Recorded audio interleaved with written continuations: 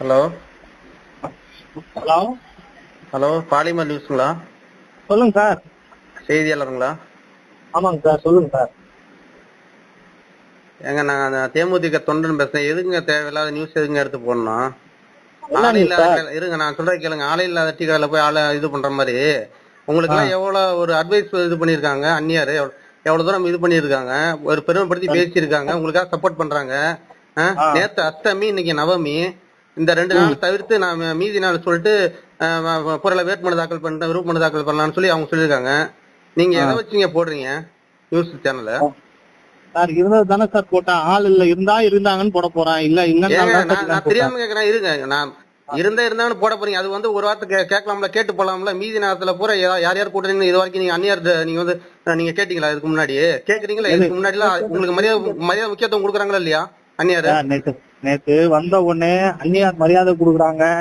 அதெல்லாம் நான் வந்து எந்த மாற்றுக்கிறதும் சொல்ல சார். மரியாதை எல்லாம் நல்லா கொடுக்குறாங்க சார், ஒன்னும் பிரச்சனை சார். அப்புறம் நான் வந்து முதல்ல லிஸ்ட் கேட்டேன்.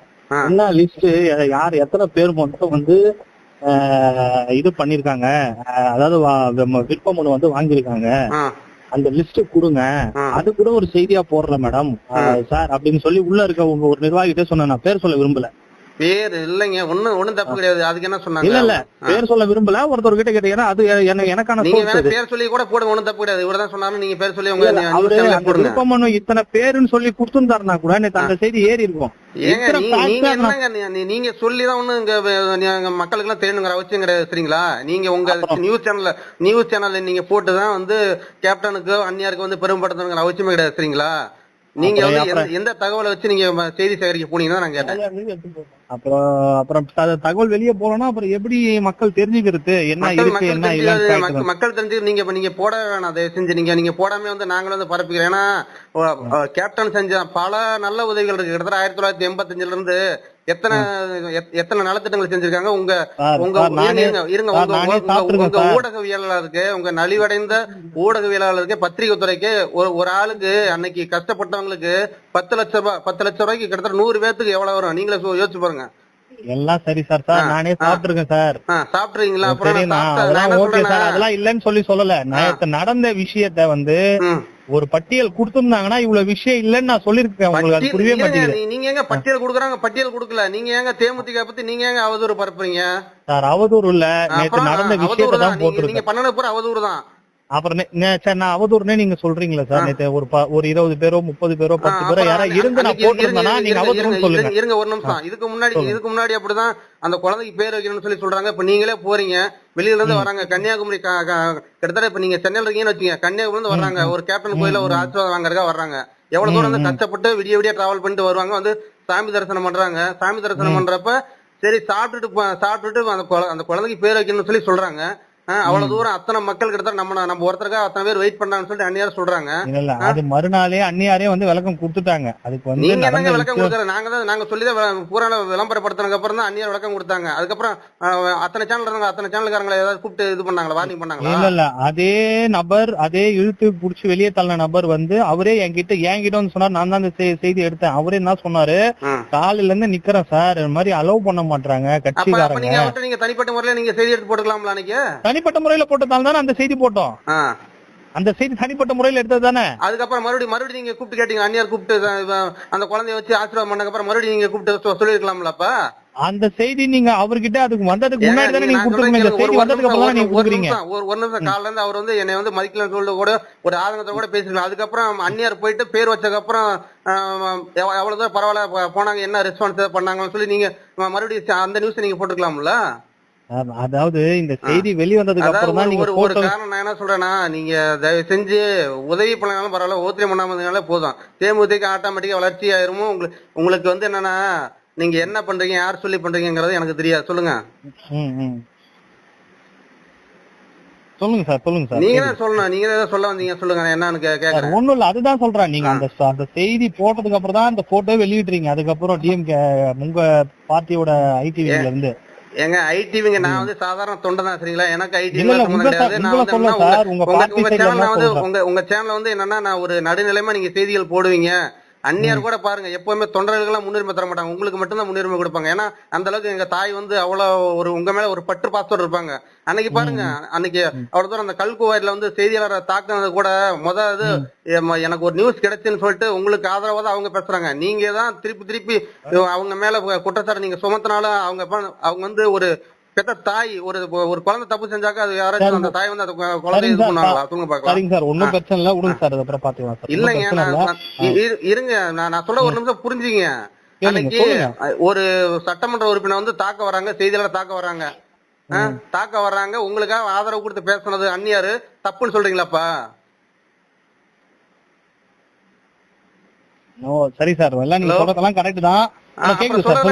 ஏன் அவங்களுக்கு எதிர்ப்பா நீங்க நியூஸ் கிரியேட் பண்றீங்க? எதிரா செய்தி போடல சார், முதல்ல எதிரா செய்தி போடுறது சொல்றது வந்து தவறு. நீங்க சொல்றதே முதல்ல அப்புறம் வெறிச்சோடி காணப்படுகிறது, அதுக்கு நியூஸ் என்னங்க பேரு? வெறிச்சோடி காணப்படுகிறதுனா நேத்து என்ன நாள்? முதல்ல ஒண்ணு இல்ல, இப்ப இருக்கிற சிஎம் இருக்கட்டும், எதிர்கட்சி தலைவரா இருக்கட்டும், அஷ்டமி நவமி நாள்ல வாங்குவாங்களா? அவங்க முதலமைச்சரா பதவி ஏற்கிற நாள் வந்து அஷ்டமி நாள்ல நவமி நாள்ல போய் அந்த சேர்ல உட்காருவாங்களா முதலமைச்சரா பதவி ஏற்கிற அன்னைக்கு? அதுக்கு நீங்க முதல்ல அஷ்டமி நவமினா நேற்று அந்த 2 பேர் அங்க உட்கார்ந்து இருக்கிறது அஷ்டமி நவமிங்க நீ ஃபார்ம் கொடுக்க மாட்டேன்னு சொல்லிட்டு முடிச்சிட்டு இருக்குமே சார். சொல்றதை கேளுங்க, உங்களை மாதிரி ஆளுங்க எல்லாம் வருவாங்க, அவங்க தெளிவா சொல்லிட்டாங்க, அவங்க தெளிவா சொல்லிட்டாங்களாமா. இன்னைக்கு ஏன் இவ்வளவு தூரம் வந்து இது பண்றீங்க, ஆளவே காரணம் சொல்லி நீங்க கேட்டுறீங்க. நீங்க வந்து சிரிச்சமா அப்படியே முகத்துக்குள்ள வந்து ஒரு வன்மமா வச்சுட்டு அதையும் பதிவு போட்டிருக்காங்க, தொடர் வந்து அதையும் பதிவு போட்டிருக்காங்க. என்னன்ட்டா அது என்னன்னு இப்ப நான் அந்த பதிவு உங்களுக்கு நான் போடணுமா? உங்க வாட்ஸ்அப் நம்பர் சார், நான் ஒண்ணு கேக்குறேன், நீங்க சொல்றதே புரிய மாட்டீங்க. அஷ்டமி நீங்க சொல்றீங்கல்ல, நான் தெரியாம கேக்குறேன். அஷ்டமி நவமினா அவங்க ஆபீஸ்ல 1000 பேர் உட்காருவாங்க, சரிங்களா? நான் என்ன கேக்குறேன், ஒரே வாரத்துல இல்ல ஆபீஸ்ல 1000 பேர் உட்காரட்டும், 2 பேர் உட்காரட்டும், அது பத்தி பிரச்சனை இல்ல சார். அஷ்டமி அன்னைக்கு ஃபார்ம் கொடுக்க மாட்டேன்னு ஒரு வார்த்தை தலைமை கேக்குறது சொல்லிருக்கலாம். நீங்க சொன்னதுக்கு அப்புறம் தான் அவங்களே கொடுத்துருக்காங்க, சரிங்களா? என்ன நீங்க சொன்னதுக்கு அப்புறம் தான் இவ்வளவு அவதூறு பரப்பினதுக்கு அப்புறம் தான் வேணும்னே உங்களுக்காக தான் நாங்க நேத்துல நாங்க கொடுக்க கூடாங்கிற எண்ணம்லாம் எங்களோட இதுலதான் இருந்துச்சு, சரிங்களா? நீங்க நேத்து ஒரு தவறான தகவல் போட்டனாலதான் அந்த நியூஸ நாளைக்கு வாங்க, நாளைக்கு தூங்குறீங்களா முடிச்சிருக்கீங்கன்னு பாப்போம். முதல்ல ஆக மொத்தத்துல உள்ள விடுறாங்களா என்னன்னு தெரியல. என்ன சரி சார், ஓகே சார், பாத்துக்கலாம் சார். இல்ல திங்கிற நீங்க சாப்பிடுறீங்களா, அந்த சாப்பிடுற சாப்பாட்டுக்காச்சும் கொஞ்சமாச்சும் மனசாட்சி நேர்மை வேலை பாருங்க. பாக்குறீங்களா? இல்ல நான் என்ன சொல்றேன், நம்ம வீட்டுல நம்மளும் ஒரு பொண்ணு இருக்காங்க, சரிங்களா? ஒரு 10 பேர் ஆம்பளைங்க மத்தியில ஒரு பெண் வீர சிங்கமா வந்து ஒரு அந்நியர் வந்து வளர்ந்துட்டு இருக்காங்க. கண்டிப்பா நீங்க சொல்லாங்க அவங்கள நீங்க வந்து என்ன பேச சொல்றீங்க, சொல்லுங்க. நீங்களே பேசிக்கிறீங்களா? அப்புறம் பதிலும் சொல்லக்கூடாது, வேற என்ன சொல்லணும் சொல்லுங்க. இத்தனை பேர் வந்தாங்க, இவ்வளவு அசுர வேகத்துல வந்து நீங்க தேமுதிக வளர்ச்சி வருதுன்னு சொல்லி நீங்க போடுங்க, பெருமையா போடுங்க. கேப்டன் கட்சி வந்து என்னன்னா 3வது ஒரு எல்லா கட்சியோட ரொம்ப சீரும் சிறப்பா வந்து இதுல கட்சி வளர்ச்சியில வந்து ஈடுபடுறாங்க சொல்லுங்க. மக்கள் மத்தியில வந்து ஆதரவு பெறுதுன்னு சொல்லுங்க, அதை போடுங்க பாக்கலாம். கேப்டன் வந்து கிட்டத்தட்ட 1985 முன்னாடி அரசியல் வர்றதுக்கு முன்னாடி வந்து பல கோடி பணத்துக்களை வந்து மக்களுக்காக வாரி அரைச்சிருக்கிறாரு, வள்ளல்னு சொல்லுங்க. அவர் ஆட்சிக்கே வராமே 26 லட்சம் பேர் அவரோட இறுதி சடங்குல வந்து கலந்துக்கிட்டாங்க. அப்பேற்பட்ட உத்தம தலைவன் எல்லாம் இனிமேல் கிடைக்கிறது அரிதுன்னு நீங்க அதை போடுங்க. சரி, போட்டுடலாம் சார். இல்ல இதுக்கு மேல நான் உங்களுக்கு என்னென்ன வேணுமோ நான் சொல்றேன். நீங்க போடணுங்கிற அவசியம் இல்ல, சரிங்களா? நீங்க போடல இல்லையா, நாங்க வந்து இல்ல நீங்க நல்ல விஷயத்த போடுங்கிறேன். ஏன்